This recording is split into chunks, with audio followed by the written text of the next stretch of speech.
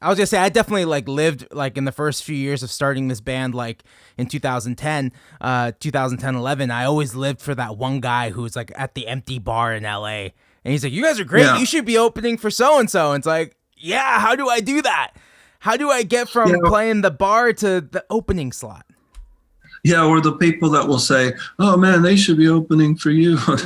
Yeah, Well, yeah, but if I could fill this room, maybe they would be open for me. But nobody knows who I am, so I don't yeah, know. I opened up. I mean, for years I was just crisscrossing the world on an endless opening, with right, Mary McLaughlin, John Hyatt, Tori Amos. I did the Finn Brothers, Elvis Costello. I mean, it was just, right, and some I was more suited for. I was more. It was more of a like, yeah, this works, and their audience gets me, and this and that.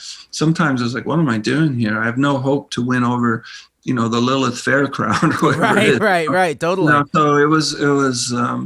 But you go out there and do your job, and the thing about touring on a one of those opening slots when you're playing for someone very successful is you really get to see how the other half live. The Right, catering and all that kind of right, stuff, right? totally. Are you still there? I think your screen froze. Can Oh, you yeah. see me? Sorry. Oh Yeah. yeah, okay. Yeah, Yeah, yeah. I'm still here. Absolutely. Is that like a motivating factor for you, or do you think, oh, I can't play these? I don't know if I'd ever beat this like arena band or this bowl kind of band. Well, the thing is, the one tour that comes to mind is we did a couple tours with Coldplay, Right. and with my band opening up. And the very first tour we did, they were still playing bars and still playing small theaters.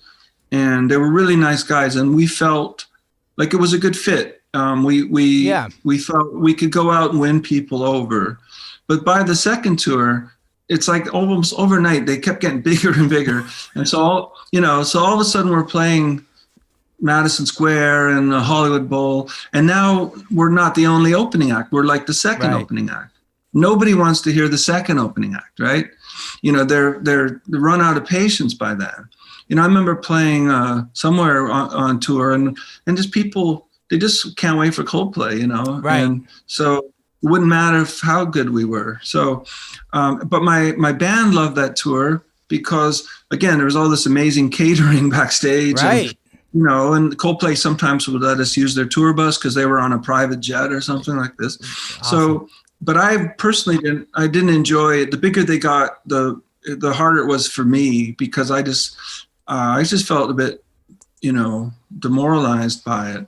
So, yeah. So there sort of came a time when I told my managers that I just don't really, unless it's someone like Nick Lowe or someone like that, that I really have a connection with, I really don't want to open for people. I'd rather Right. play for a smaller audience that's really into me, as opposed to trying to win people over. Because, Right. I've got, by that point, I had about 10 albums out. I wasn't really interested in trying to win people over. Yeah, totally.